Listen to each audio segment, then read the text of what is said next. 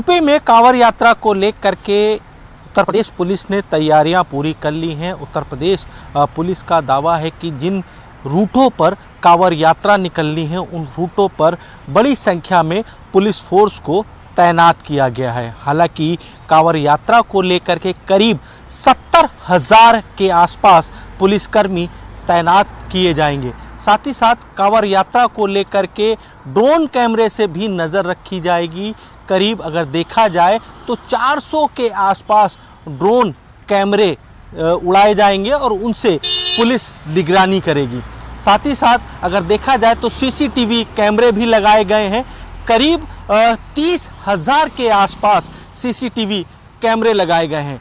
कांवड़ यात्रा के दौरान जिस रूटों पर कांवड़ यात्रा निकलनी है उन रूटों पर बाकायदा पुलिस सहायता केंद्र भी बनाए गए हैं। यानी कि अगर देखा जाए तो 1200 से भी अधिक पुलिस सहायता केंद्र रहेंगे ताकि कांवड़ यात्रा के दौरान कांवड़ियों को किसी भी तरीके की कोई भी दिक्कत और परेशानी ना हो।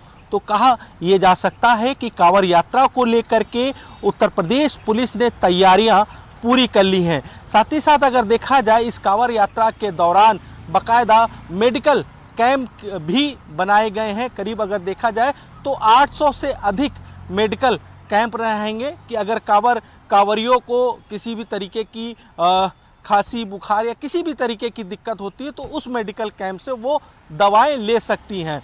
अगर देखा जाए तो पीने के पानी के लिए भी कांवड़ियों के लिए बाकायदा उन रूटों पर जल सेवा केंद्र के रूप के तरीके से बनाया गया है। तो कहा यह जा सकता है कि यूपी में कांवड़ यात्रा को लेकर के चाहे वो उत्तर प्रदेश पुलिस हो और चाहे वो उत्तर प्रदेश सरकार हो, सभी ने तैयारियां पूरी कर ली हैं। अगर देखा जाए तो इसमें करीब जिस तरीके से सोशल मीडिया पर भी मुख्यालय से निगरानी रखी जाएगी, पूरे कांवड़ यात्रा के दौरान बाकायदा मुख्यालय भी निगरानी रखेगा। तो कहा यह जा सकता है कि अब कांवड़ यात्रा को लेकर के तैयारियां पूरी कर ली गई हैं। कल से सावन की शुरुआत हो रही है, कल पहला दिन है और पहले दिन कांवड़ बड़ी संख्या में कांवड़ यात्रा निकाली जाएगी। लखनऊ से आशीष कुमार वर्मा, प्राइम न्यूज़। सावन का पवित्र माह कल से शुरू हो रहा है। 11 जुलाई से शुरू होने वाली कांवड़ यात्रा की तैयारियां भी सारी मुकम्मल की जा चुकी हैं। आपको बता दें कि उत्तराखंड के हरिद्वार, ऋषिकेश और उत्तरकाशी के गोमुख से शिव भक्त लाखों की तादाद में पहुंचते हैं और मां गंगा का जल भरकर अपने अपने शिवालयों में महादेव का जलाभिषेक करते हैं। सारी तैयारियां लगभग मुकम्मल की जा चुकी हैं। उत्तराखंड पुलिस प्रशासन ने पूरी तरीके से अपनी कमर कस ली है। आपको बता दें कि सुरक्षा को लेकर एटीएस की तैनाती के साथ केंद्रीय रिजर्व बल भी कांवड़ मार्ग पर डिप्लॉय किए गए हैं। इसके अलावा सीसीटीवी फुटेज और ड्रोन से पूरी कांवड़ यात्रा की निगरानी की जाएगी। तो वहीं अगर हम स्वास्थ्य की बात करें तो स्वास्थ्य विभाग की टीम हर 3 किलोमीटर के कांवड़ मार्ग पर उनका एक शिविर होगा, जो न सिर्फ उसमें पैरामेडिकल स्टाफ तैनात होगा बल्कि एम्बुलेंस भी 24/7 कांवड़ रूट पर तैनात रहेंगी। कैमरन प्रभात कुमार के साथ मैं रजनीश दीक्षित, देहरादून। कल यानी 11 जुलाई से सावन माह शुरू हो जाएगा और इसको लेकर गाजियाबाद प्रशासन की बात करें तो तमाम तरह की तैयारियां की गई हैं, क्योंकि सावन माह का विशेष महत्व है और इस माह में जो भक्त हैं भगवान शिव को जल अर्पण करने के लिए हरिद्वार, ऋषिकेश सहित गोमुख से जल लेकर पहुंचते हैं। गाजियाबाद में भारी संख्या में, जो गाजियाबाद की बात करें तो गाजियाबाद से भारी संख्या में जो कांवड़िए वो गुजरते हैं। दिल्ली, हरियाणा, पंजाब सहित तमाम जो लोग हैं यहाँ से लेकर जल लेकर निकलते हैं। इसी को लेकर प्रशासन द्वारा यहाँ पर पूरी तैयारी की गई है। लगातार जो डीएम है, जो कमिश्नर हैं, वो सड़कों का निरीक्षण कर रहे हैं और तमाम तरह की तैयारियों का जायजा ले रहे हैं। इस समय हम गाजियाबाद के दिल्ली मेरठ रोड पर हैं, जहाँ पर यहाँ से जो भव्य कांवड़ यात्रा है वो निकलेगी और इसी को लेकर जो तमाम तैयारियां हैं वो यहाँ पर की जा रही हैं। आप मेरे सामने देख सकते हैं, यहाँ पर कांवड़ को लेकर एक शिविर बनाया जा रहा है, जहाँ इस शिविर में तमाम तरह की तैयारियां की जा रही हैं और जो कांवड़ भक्त हैं, जो कांवड़ लेकर यहाँ पर लोग पहुंचेंगे, भक्त पहुंचेंगे, उनको तमाम तरह की यहाँ सुविधा दी जाएगी, ठहरने की व्यवस्था दी जाएगी, जल से लेकर खाने से लेकर तमाम तरह की यहाँ सहूलत दी जाएगी। वहीं बात करें तो इसको लेकर पुलिस प्रशासन से लेकर जो तमाम तरह की तैयारियां यहाँ पर की गई हैं। पुलिस के 3500 से ज्यादा पुलिसकर्मी हैं, वो कांवड़ यात्रा के दौरान मौजूद रहेंगे। वहीं 1500 से ज्यादा CCTV जो लगाए जा रहे हैं वो पूरी तरह से कंट्रोल रूम बना गया, पूरी तरह से निगरानी करेंगे। बात करें 10,000 से ज्यादा जो कांवड़ मित्र हैं उनको यहाँ पर तैयार किया जा रहा है और यहाँ पर जो निगरानी की जा रही है, तो तमाम तरह की तैयारियां यहाँ पर पूरी कर ली गई हैं और जो प्रशासन है, जिला प्रशासन है, इसको लेकर पूरी तरह मुस्तैद है। जहां लगातार इसको लेकर DM और कमिश्नर लगातार निरीक्षण कर रहे हैं, तमाम तरह की व्यवस्था को जायजा ले रहे हैं। वहीं बात करें तो जो कांवड़ मार्ग है उस पर जो दुकान है उनके बाहर, जो दुकानों के बाहर जो खाने पीने की व्यवस्था है उनको लेकर नाम लिखे जा रहे हैं, उनके जो दुकानदार हैं उनके नाम लिखने की हिदायत दी गई थी। तो तमाम तरह की जो तैयारियां हैं वो प्रशासन द्वारा यहाँ पर पूरी की जा रही हैं। Pramod Singh, prime news, Ghaziabad.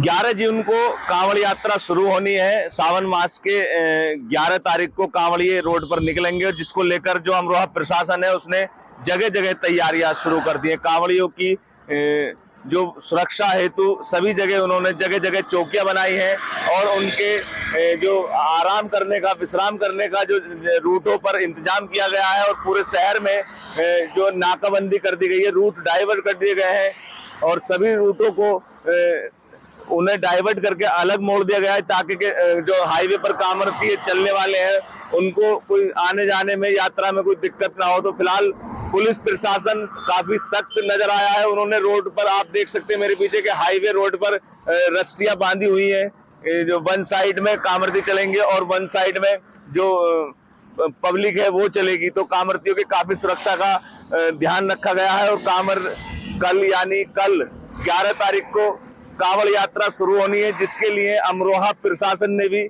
पुख्ता इंतजाम किए हैं। कांवड़ यात्रा के रास्ते में आने वाले हाईवे पर जितने भी पेट्रोल पंप है उनकी सभी की साफ सफाई के अमरोहा डीएम ने आदेश दे दिए हैं कि कांवड़ियों को किसी भी तरह की कोई दिक्कत ना हो और जो आसपास के जो होटल खुलेंगे उनमें भी काफी साफ सफाई का ध्यान रखा जाएगा। बाकी जो हाईवे किनारे के होटल हैं जहां से कांवड़िए गुजरेंगे वो होटल बंद करने के आदेश दे दिए गए हैं। गुरु और शिष्य का बड़ा अटूट रिश्ता रहा है। आज गुरु पूर्णिमा का पावन पर्व है। आज के दिन तमाम भक्त और श्रद्धालु शिष्य गंगा स्नान करने पहुंच रहे हैं। गंगा स्नान करने के बाद अपने जो गुरु हैं उनसे मिल रहे हैं और उन्हें भेंट भी दे रहे हैं। वही मैं आपको बता दूं, एक कहावत है कि सारी पृथ्वी को कागज करें, लेखनी सब बन रहा है, सारे समुद्र की मस्त करें, फिर भी गुण लिखा ना जाए। ऐसा शास्त्रों में उल्लेख है कि सारी पृथ्वी को कागज कर दें, लेखनी की बनौखी बना दें, कुछ भी कर लें, कितना भी लिखें, फिर भी हम गुरु के गुणों का बखान नहीं कर सकते। गुरु माध्यम है, गुरु साधन है, गुरु मोक्ष है, गुरु कल्याण है। गुरु ही ऐसा है जो अंधकार से प्रकाश की ओर ले जाता है। माता पिता के बाद एक गुरु ही एक ऐसा रिश्ता है जिससे व्यक्ति का संसार में कल्याण संभव है।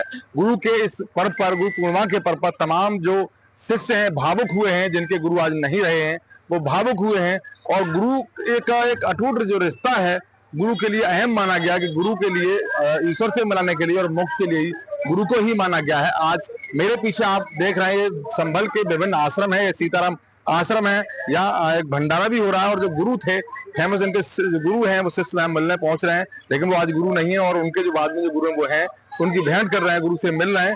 उसके साथ साथ अपने गुरु के साथ मिलने के बाद वो भावुक भी हो रहे हैं क्योंकि आज उनके गुरु नहीं है, लेकिन गुरु एक वो है जो संसार में कल्याण करता है।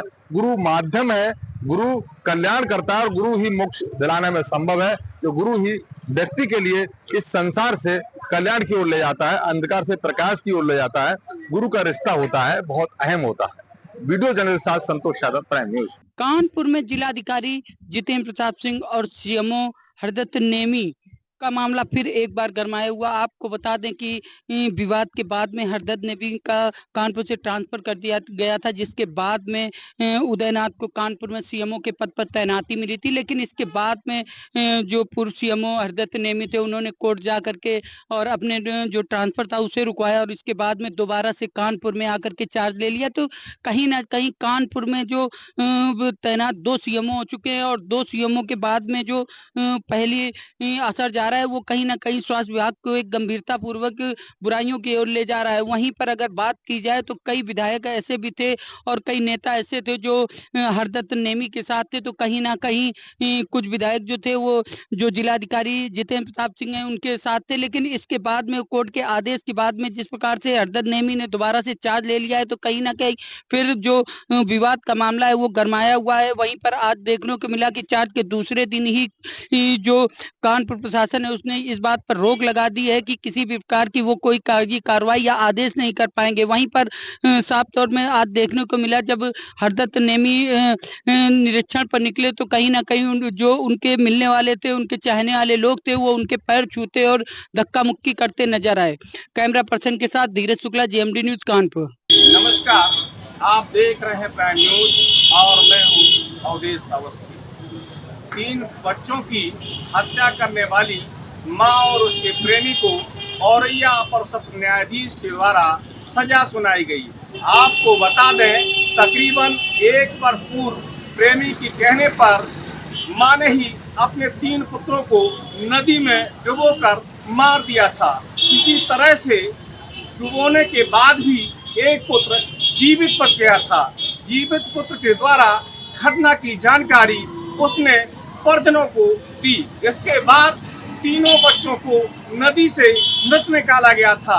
इस घटना से जहां क्षेत्र में हड़कंप मच गया था, मृतक बच्चों के चाचा ने मामला पंजीकृत कराया था, जिसके बाद वादी व बचाव पक्ष की दलीलों को सुनने के बाद अपर सत्र न्यायाधीश ने हत्यारिन मां को फांसी की सजा सुनाई, तो वहीं प्रेमी को आजीवन कैद की सजा सुनाई गई। आपको बता दें, इस मामले में सजा दिलाने में मुख्य गवाह 3 बच्चों की हत्या करने वाली मां के बड़े पुत्र की ही गवाही अहम मानी गई है। अवधेश